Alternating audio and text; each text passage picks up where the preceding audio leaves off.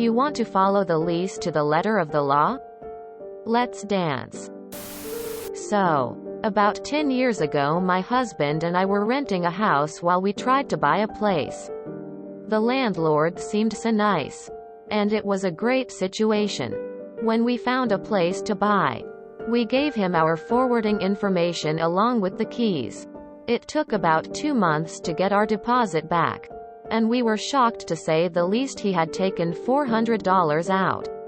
He had an enclosed porch that had screens with no glass. It had outdoor carpeting that was gross.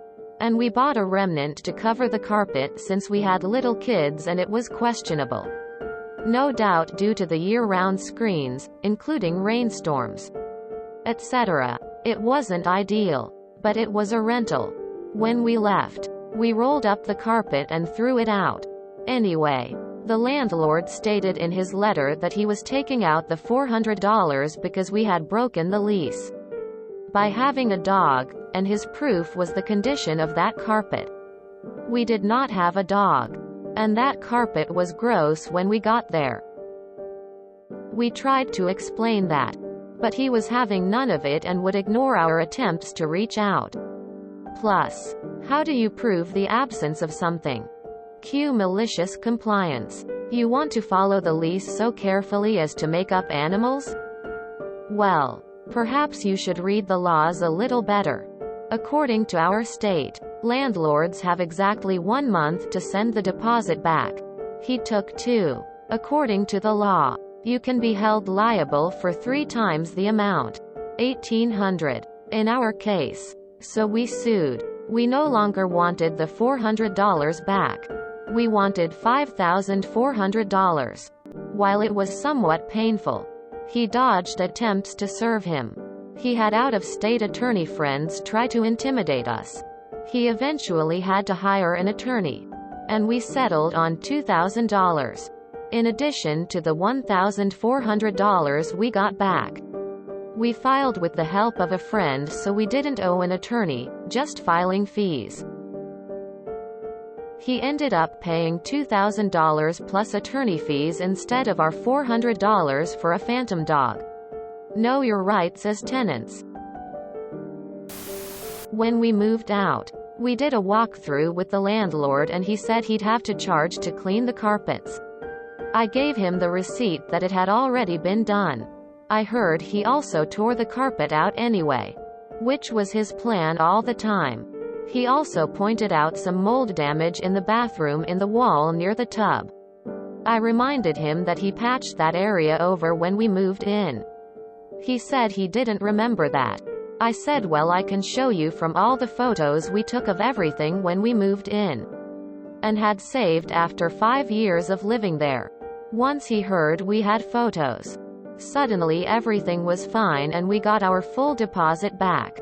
Always take and save photos. I've a friend who has spent the best part of 20 years working down in London cycling his way through dozens of scabby rental properties. After being burnt once or twice by rat bastard landlords, he took to taking 100 or more stamped photos of the property he was about to sign for in the company of the landlord. He says you can visible detect them deflating the more photos he takes and he always gets his deposit back. Fuck parasite landlords.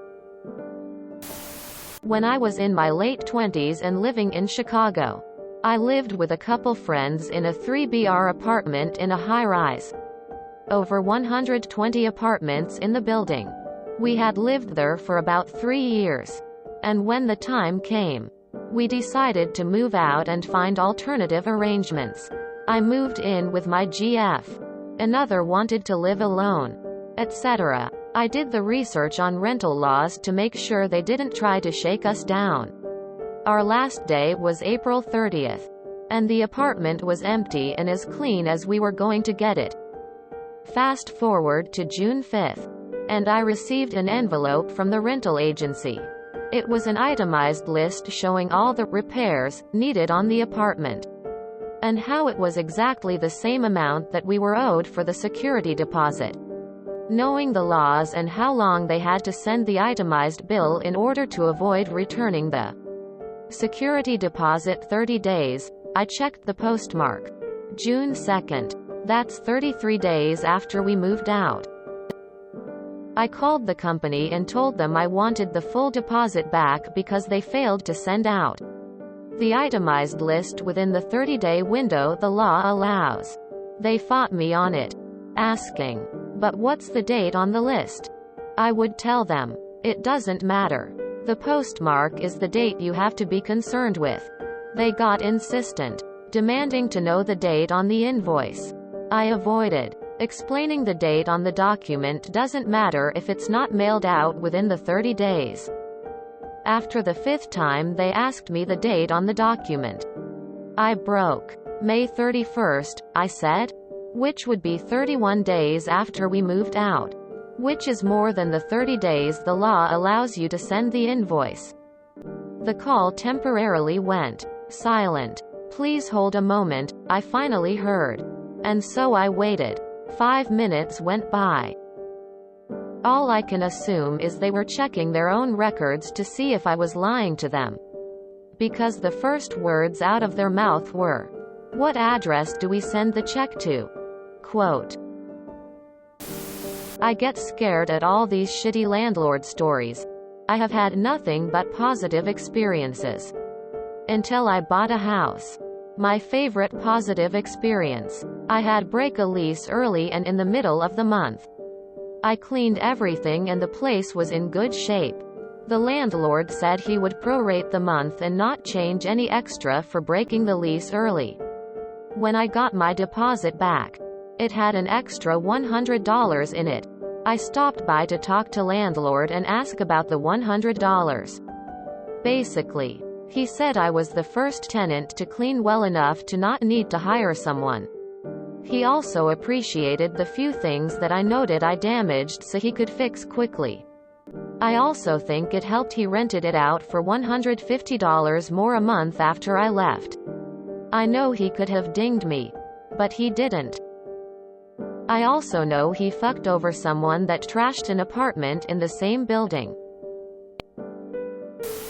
Well done. You would think that people would realize that acting as a decent and honorable person in the first place would save them money and their reputation in the long run. I guess greed is too powerful a motivation for some. Sounds a lot like Massachusetts. I had a very similar interaction with my last landlord, right down to waiting too long to return the security deposit. I informed them what the laws were and what they would end up owing if we went to small claims court, and they still ignored me and I had to file, and they waited until 2 days before the hearing to finally return my deposit. Half of me wanted to just continue with the hearing as in foo for the BS they made me go through.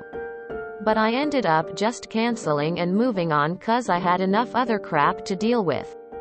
It's nice being in a state with laws that actually protect the tenants, and I wish I knew more about them when I was younger and got screwed over by landlords in the past. A similar thing happened to me. We were the perfect tenants. Always paid early. Kept the house nice with housekeepers, and I paid a guy to fix the yard up nice before we left. He tried to hold our deposit, saying the yard wasn't nice. Meanwhile, this is El Paso, where it's nearly impossible to have grass, yet we kept it looking good.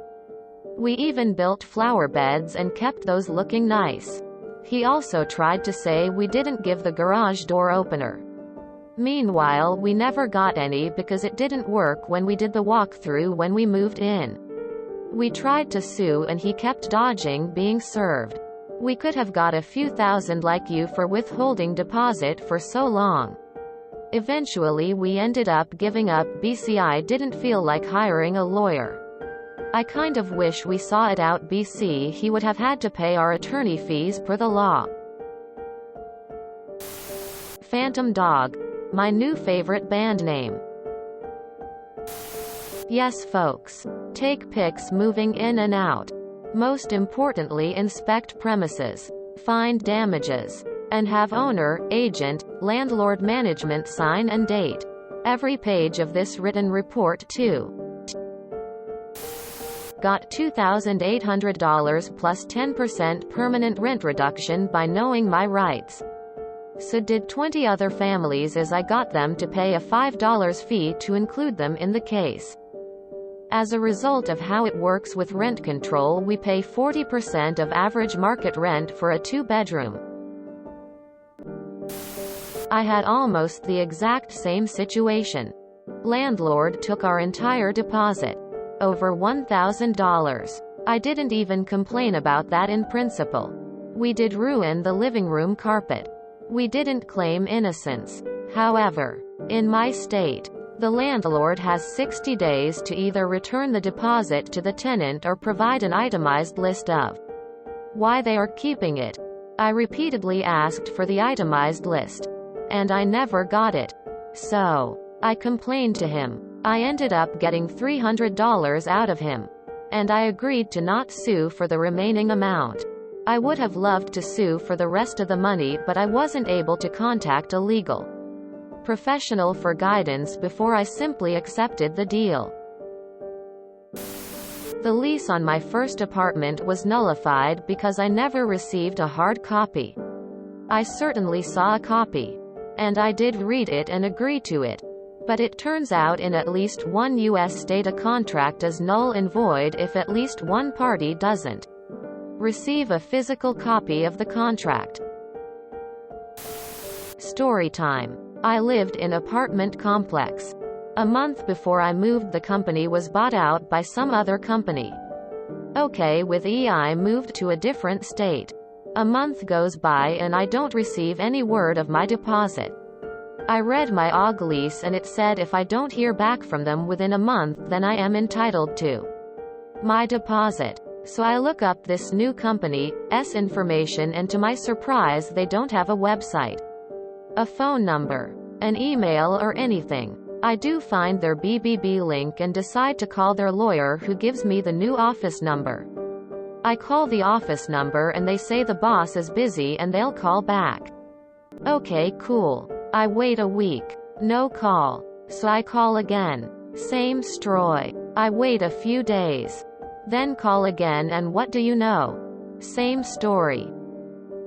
So I start calling every day now, asking for the boss, to the point the secretaries don't pick up on the first few rings. I call until they do. At one point calling 20 plus times a day.